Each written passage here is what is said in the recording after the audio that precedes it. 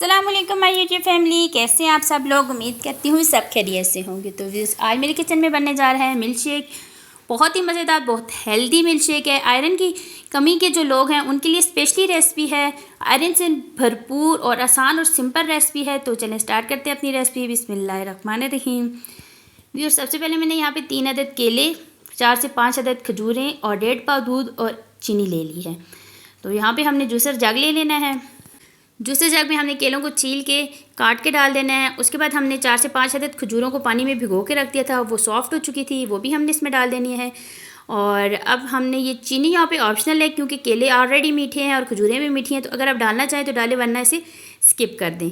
तो व्यूअर्स, यहाँ पे मैंने जो है दूध ले लिया है, 1.5 पाव दूध लिया है। मिल्क शेक केलों की वजह से थोड़ा गाढ़ा हो जाता है, हमने पानी का इस्तेमाल नहीं किया। अगर आप पानी डालना चाहें बहुत गाढ़ा हो तो थोड़ा सा आपने इसमें पानी डाल देना है, वरना हमने इसमें आइस क्यूब भी डालने हैं तो ये ठीक हो जाएगा। तो अब हमने अपने मिक्सी जार को चला लेना है, इन सब चीज़ों को अच्छे तरीके से मिक्स कर लेना है। थोड़ी देर मिक्स करने के बाद अब हमने क्या करना है, यहाँ से 4 से 5 अदद हमने यहाँ पे डाल देने हैं आइस क्यूब, क्योंकि गर्मियाँ हैं, गर्मियों में तो मिल्क शेक ठंडा ही पिया जाता है, तभी मज़ा आता है। तो यहाँ पे हमने डाल दिए हैं इसमें आइस क्यूब। आइस क्यूब डालने के बाद हमें इसे फिर दोबारा से हमने मिक्सी जार को चला दिया है। तो व्यूअर्स, अगर अभी तक आपने मेरे चैनल को सब्सक्राइब नहीं किया तो जल्दी से मेरे चैनल को सब्सक्राइब कर दीजिए, बेल आइकन को प्रेस करना ना भूलिएगा। वीडियो अच्छी लगे लाइक शेयर और कमेंट ज़रूर कीजिएगा।